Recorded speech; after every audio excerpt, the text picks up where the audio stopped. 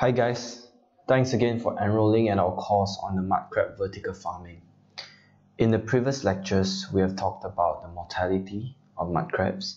We have also covered the biological aspects of the crabs as well as how to size your system accordingly to achieve your objectives using RAS system design. The next sequences of lectures will focus on the macro view of the industry, and we will first start off with the crab supply chain. So we have earlier talked about the typical habitats in which the crabs will reside. They usually stay in what we call mangrove forest, in which the water over there is what we call brackish water. They can also reside in what we call nipa forest as well. Usually crabs are caught in good numbers during the high tide, and this is probably due to the fact that the rising tide might bring more natural food into the inlands, and which crabs will forage around, and they are being caught during this period. And once the low tide starts again, they will again burrow into the mud.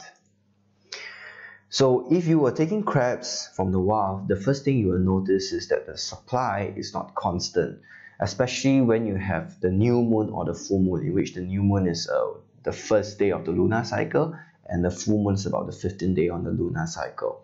So during these two periods, what you generally see is a higher tide due to the gravitational pull of the moon, and this is where fishermen usually are able to find more crabs. So indicative that the supply sort of looks like a sinusoidal cycle, in which the peak sort of reaches during the full moon and the new moon, and when it's during the in-between, you get what we call a lack of a lower supply. However, it is important to note that the demand usually do not coincide to the lunar cycle, because consumers do not usually plan out their crab feasting activities according to the moon phase. It will generally coincide to festive seasons, or in other words, probably due in the weekends. So take note that your supply generally does not match up to the demand almost on a monthly basis. It is also important to note that usually the crabs during the new moon period are usually fuller. For example, you get less water crabs during the new moon, and you tend to get more water crabs during the full moon, because what happens during the full moon is crabs usually tends to molt around the period according to the lunar cycle, and once the fishermen catch them, probably one day after the full moon, and they're probably just molted, they're usually what we call water crabs. During the full moon period, there's a higher probability of getting water crabs as compared to the new moon period. So how does logistics actually looks like? So this varies from countries to countries. So first I will talk about Malaysia. Malaysia usually get their wild catches from Indonesia. What happens is they get it from a place where we call either Makassar or East Kalimantan or even Papua. So for the goods that are coming from East Kalimantan, the fishermen will usually sell to the first trader in East Kalimantan side by about 2 to 3 p.m, in which the first trader will aggregate all the volume from the fishermen and sort them out and start to pack for a shipment that goes to Tawau in Malaysia around 9 p.m. So it will then leave by boat from East Kalimantan all the way to Tawau and reach the next morning about 8 p.m, where a second trader, which is the importer from the Malaysian side, will then receive the goods or repack some of the crabs and redip some of the crabs in water and repack them to be exported to some of their other buyers in West Malaysia side. So it typically gets to West Malaysia slightly in the evening, about 8 to 9 p.m, in which the West Malaysia buyers are not able to send to the restaurant, because usually restaurant operates in the evening time, and you have to send your crabs maybe at 4 to 5 p.m. So it is likely that they will miss the timing and they'll have to send the crabs the following day. So this is a 3-day supply chain. And please note that sometimes once the crabs are sold to the restaurant, it'll probably take another 1 or 2 days before they are sold to the end consumer. So that adds another 2 more days on top of a 3-day supply chain. So in total, you are looking at about 3 to 5 days of the supply chain in which the crabs are being harvested and reaching the end consumer. And this is also assuming the fact that the fishermen are able to catch their volume on that day itself. So usually what happens is fishermen might also catch 1 or 2 days earlier, keep the crabs on their side, and sell it to the first trader. So that adds another 2 more days on top of a 3-day supply chain cycle, making the total supply chain about 7 days.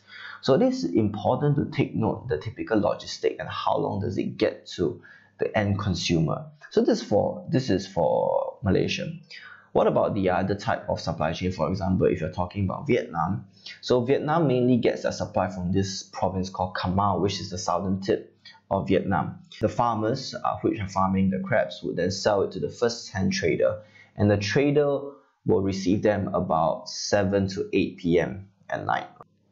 And they will start to pack and send the goods from Cà Mau all the way to Ho Chi Minh, which takes another 9 to 10 hours by car. So it reaches Ho Chi Minh the next morning about 6 a.m. in which the second trader will then repack and sort out some of these dead crabs and send the goods from Ho Chi Minh, will depart Ho Chi Minh by 10 or 11 a.m. to China. So it will probably reach Shanghai or Fujian about 3 to 4 p.m. clearing the customs, and then it is then diverted to the restaurants. So this is a 2-day supply chain. So a 2-day supply chain is also commonly found in Philippines. If you're located near to Manila, you should be able to do a 2-day supply chain as well. So what's the difference between a 2-day supply chain and a 3-day supply chain? Essentially, your price is really dependent on the efficiency of the supply chain. The more you have to go through different buyers, the more you lose out in terms of profitability. For example, one of the reasons why the wholesale price of Vietnam is very high is because they have actually equalized with the China price. Essentially, your Chinese buyers are competing with your local Vietnamese buyers as well. And given the fact of economics, the seller will always choose the highest price. But this is often not the case in, for example, Indonesia. If you look at Indonesia's pricing at the moment, it is still slightly lower than the overall global pricing, which is usually determined by China. The only reason why it's not able to equalize the price fully to China is because due to the ineffective supply chain. For example, Indonesia often require moving the goods through Malaysia. For example, the East Kalimantan case, where the goods go to Awal, which is in Sabah, and then redistributed to West Malaysia or China or even Taiwan or Japan. So your supply chain usually often determines your pricing. It is important to pick a country, especially if you're farming the crabs, to be in a location that your supply chain is directly onto a big market, for example, China or Singapore. One of the supplier acceptance tests that we do on our site is to ensure the kind of quantity that your supply can actually produce. For example, if you were to buy in places like Malaysia, back in the past, Malaysia used to have a healthy volume of crabs, but due to overfishing, the location does not supply such amount of crabs anymore.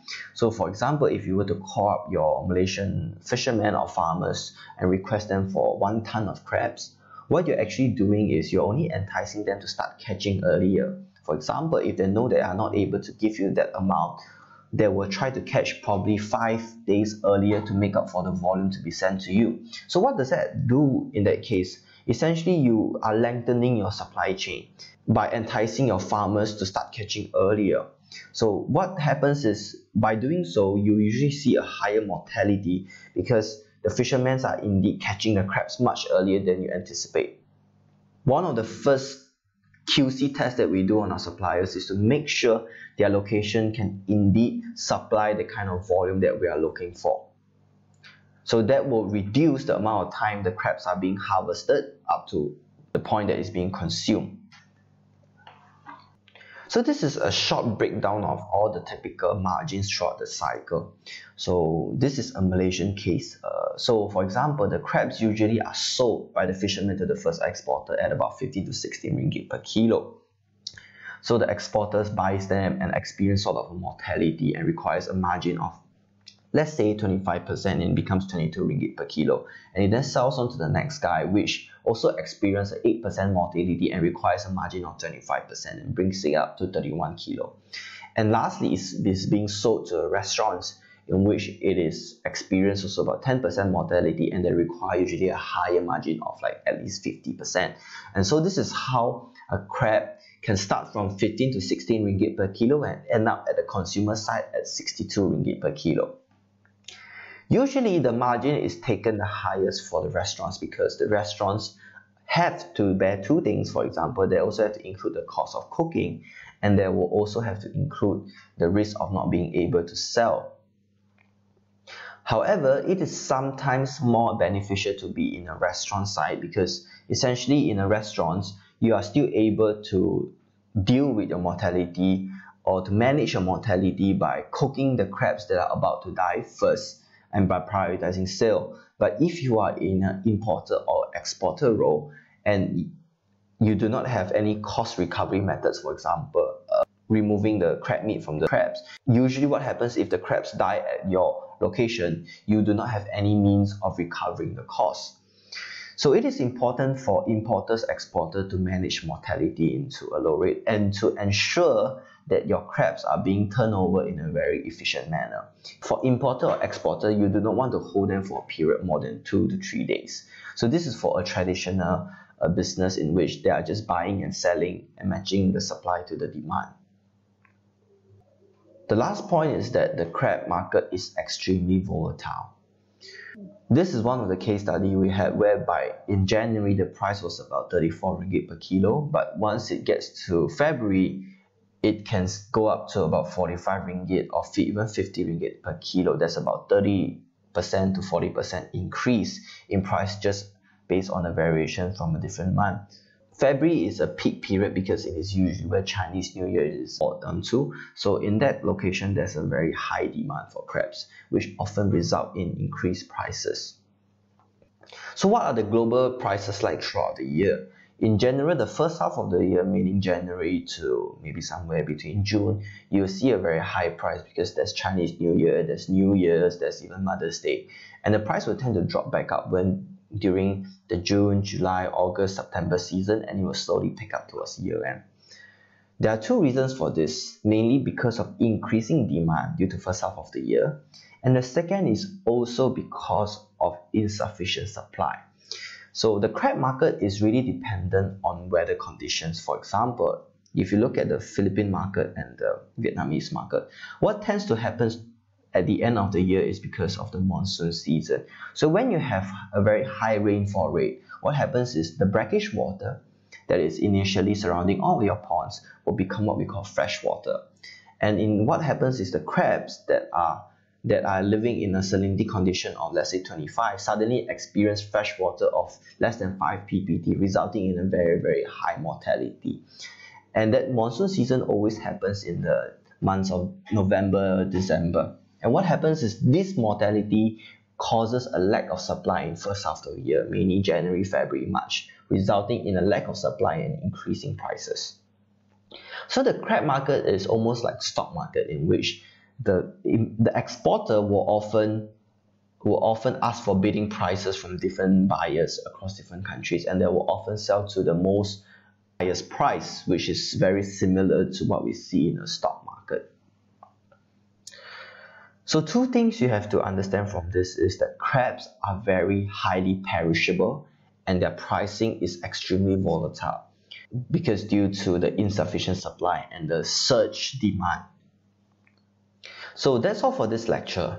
In the next lecture, we will look at the profitability of the business. So we'll look at how much does it take to set up the business and what is the typical operating cost, and we will give you an interactive Excel sheet for you to sort of play around and sort of understand what is your profitability like in this business.